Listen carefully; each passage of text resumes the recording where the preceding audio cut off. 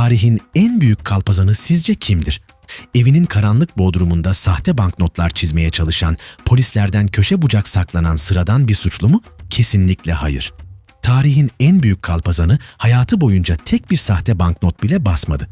O, devletin resmi matbaasını kandırıp kendisine tamamen yasal, gerçek paralar bastırdı. Hem de milyonlarca 1920'lerin Portekiz'ine gidiyoruz. Karşınızda bir ülkenin ekonomisini tek başına ele geçirmeye çalışan ve Merkez Bankası'nı satın almaya kalkan adam Alves dos Reis. 1924 yılında Alves dos Reis zengin olmak için bir plan yapıyordu. Ancak sahte para basmanın çok zahmetli ve riskli olduğunu fark etti. Ne kadar uğraşırsanız uğraşın, kağıdın kalitesi veya filigranlar eninde sonunda sizi ele verirdi. Reis, sistemi dışarıdan kopyalamak yerine doğrudan sistemin kalbine inmeye karar verdi.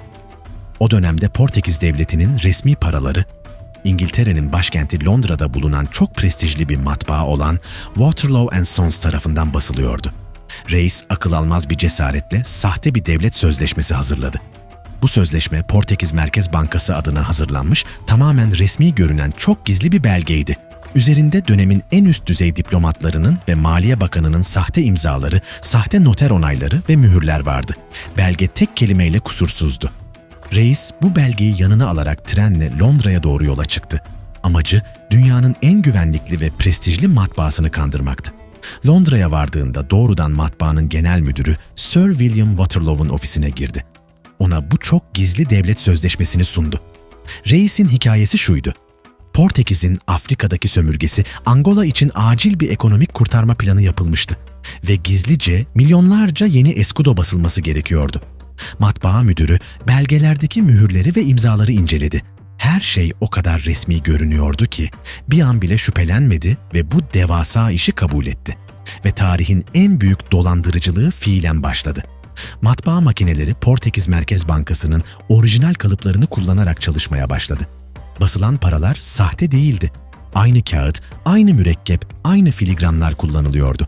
Para fiziksel olarak %100 gerçekti. Sadece izinsizdi. Reis, matbaadan tam 200.000 adet 500 eskudoluk banknot teslim aldı. Bu, o günün şartlarında Portekiz ekonomisindeki toplam paranın neredeyse %1'ine denk geliyordu. Bu milyonlarca gerçek parayı devasa deri valizlere doldurdu ve trenle hiçbir gümrük sorunu yaşamadan Portekiz'e geri getirdi. Şimdi elindeki bu devasa nakit parayı sisteme sokması gerekiyordu. Bunun için en güvenli yolu seçti. Gidip tamamen yasal, kendi bankasını kurdu. Kurduğu banka piyasaya inanılmaz düşük faizlerle krediler dağıtmaya başladı. İnsanlara evler, çiftlikler, işletmeler için bolca para veriyordu. Portekiz ekonomisi bir anda canlandı. Ticaret hızlandı, inşaatlar arttı. Alves dos Reis kısa sürede ülkenin ekonomik kahramanı ilan edildi. İnsanlar onu sokaklarda alkışlıyordu. Ancak Reis'in büyük bir korkusu vardı. Matbaa paraları basarken daha önce kullanılmış orijinal seri numaralarını tekrar kullanmıştı. Er ya da geç, dikkatli bir bankacı piyasada aynı seri numarasına sahip iki gerçek paranın dolaştığını fark edecekti. Zamanı daralıyordu. Yakalanmamak için tarihin en cüretkar kaçış planını devreye soktu. Kendi bastırdığı paralarla Portekiz Merkez Bankası'nın hisselerini gizlice satın almaya başladı. Amacı şuydu. Merkez Bankası'nın %51 hissesini alıp bankanın patronu olmak. Eğer patron olursa seri numarası hatasını örtbas edebilir ve tüm suçlamaları silebilirdi. Hisseleri hızla toplamaya devam etti. Hedefine ulaşmasına, yani ülkenin para politikasını tamamen ele geçirmesine sadece çok küçük bir adım kalmıştı. Ancak 1925 yılında şansı ona yüz çevirdi. Bir döviz bürosu çalışanı kasasındaki banknotları sayarken aynı seri numarasına sahip iki para buldu. İhbar üzerine polis hemen soruşturma başlattı. Reis'in bankasına ani bir baskın düzenlendi ve kasalardaki tüm paralar incelemeye alındı. Uzmanlar paraları incelediğinde şoka girdiler. Paraların hepsi gerçekti ama hepsi kopyaydı. Olay Londra'daki matbaaya kadar uzandı ve İngiliz yöneticiler de dolandırıldıklarını anladı. Alves dos Reis tutuklandı.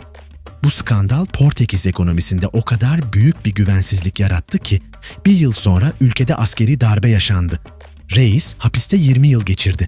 Ancak o basit bir hırsız olarak değil, sistemin açıklarını kullanarak neredeyse bütün bir ülkeyi satın alan adam olarak tarihe geçti. O, paranın aslında sadece bir kağıt parçası ve sisteme duyulan güvenden ibaret olduğunu tüm dünyaya kanıtlamıştı. İzlediğiniz için teşekkürler. Bir sonraki bölümde görüşmek üzere.